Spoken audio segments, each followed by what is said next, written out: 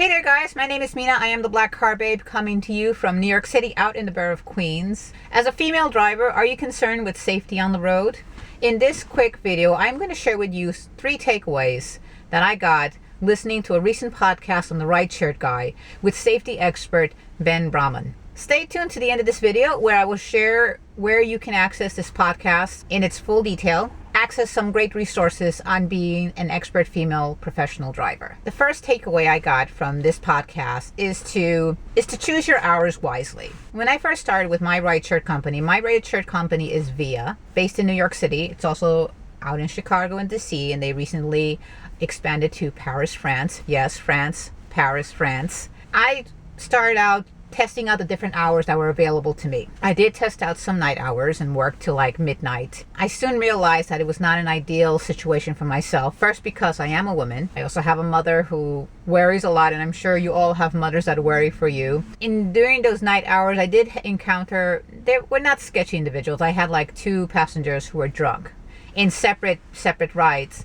One of them was a happy drunk, and we had a great conversation because we went to the same college. So that was a nice conversation. And the second guy was just a sleepy drunk. He just fell asleep and that was it. But I realized that driving at night was not an ideal situation for myself as a woman.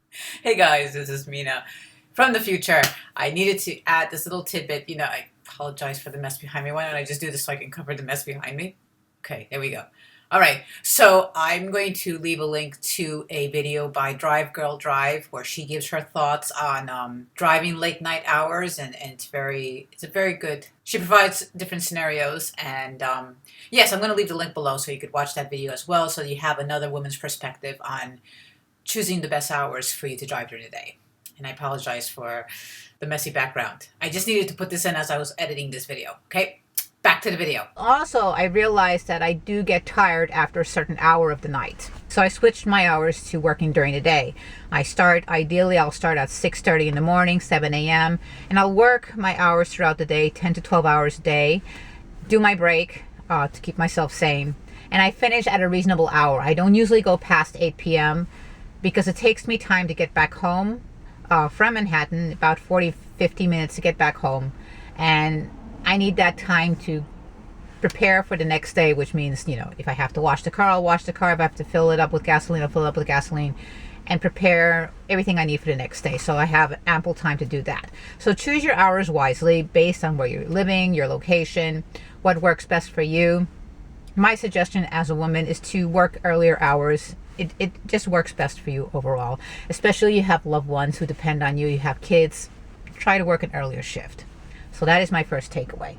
Second takeaway is to avoid the fight, avoid confrontation. If you have a passenger that wants to start a fight with you and you just didn't do anything to incite it, best if they're outside of the car, you lock your doors and drive away. If the passenger's in your car and they start to strike you, because I've heard of incidents where passengers start to strike the drivers, stop the car, take your keys and the phone and leave the car and call the police. Tell them the situation, they will come and help you out. If you feel threatened in any way, like if there's a passenger who is forcing you to drive to an area that you don't want to drive to, a lonely area. Here's one thing that I thought was really interesting that the safety expert suggested. Told that you should do. If you feel threatened in any way and the passenger is forcing you to drive to an area you don't want to drive to and you have no other recourse, you can't leave the car, he says to crash the car. He says every car can withstand a crash of 45 miles per hour.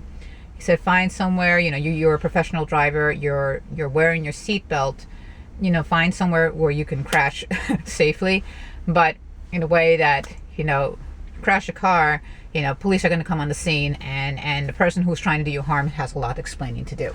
So that hopefully it never has to come down to that, but that is one tip that I've learned from this podcast. One good takeaway. I live in New York City, and the company that I work for, Via, is it's a very safe company. It's a very transparent company. They do tell us what to do if we feel that we're in danger. They do say text them. If you can't, they say call 911. If you can't call 911 to text them, and they will do it for you. But even if those situations, God forbid, and hopefully you never have to face a situation where you feel totally unsafe and you don't know what to do, here are some tips shared by the safety expert that you can take advantage of. Third takeaway I found from this podcast is to make sure that your car is in tip-top working condition.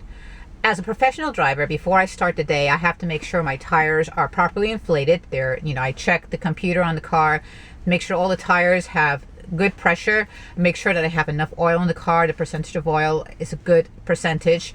He also suggests doing a walk around. He suggests warming up your car, especially when it's really cold right now. It's good to warm up your car to make sure everything is running fluidly. As it's warming up, you need to put on your blinkers and take a walk around the car and check the car. Check the tires, because sometimes the indicators, the computer is not always accurate. Make sure your tires are properly inflated. Make sure your headlights are on and working, your blinkers are on, your turn signals are on.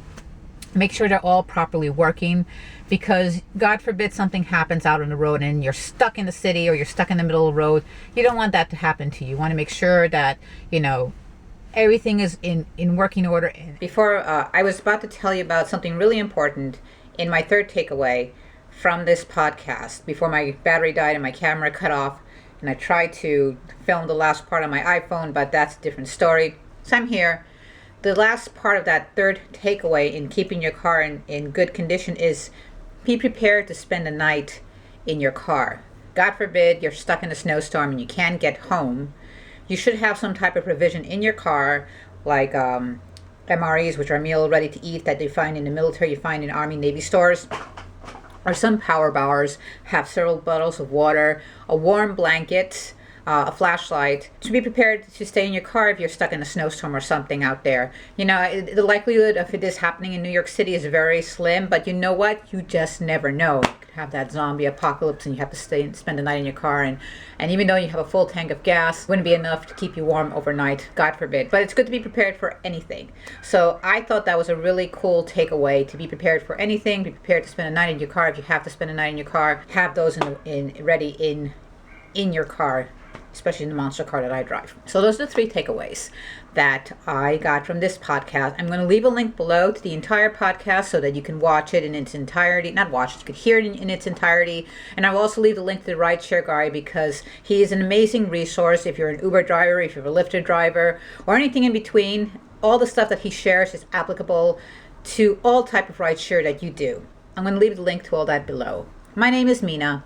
I am the Black Car Babe. I drive for Via here in New York City. If you live in New York City and you want to drive for Via as well, I will leave that link below. It's a link that you can register to drive for Via. If you enjoyed this video and you found value, give it a like. If you're on my YouTube channel, subscribe and click the little notification button so that you're notified when I upload new videos. I plan to upload videos once a week. And as my schedule adjusts, I'll start increasing it to twice a week. Thanks for stopping by. I'll see you on the next video. Take care, folks. Be safe out there when you're driving. Cheers. Bye.